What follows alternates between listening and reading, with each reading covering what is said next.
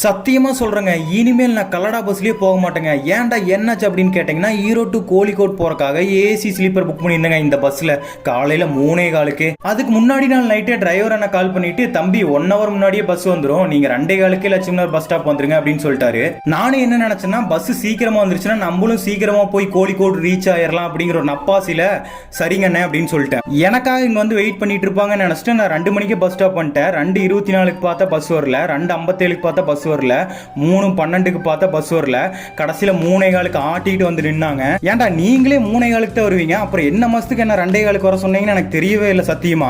இதே நம்ம ஒரு 5 நிமிஷம் வெயிட் பண்ண சொன்னா நீங்க வெயிட் பண்ணுவீங்களா? அதெல்லாம் பண்ண மாட்டீங்க. ஆனா நம்ம 1 hour முன்னாடி வந்து அங்க நிக்கணும், நீங்க ஆட்டிட்டு வருவீங்க. இதுக்கு கரெக்டா 3:15 வந்துருங்க, இல்லைன்னா பஸ் கிளம்பிட்டே இருக்கு அப்படின்னு சொல்லியிருந்தா கூட பரவாயில்ல.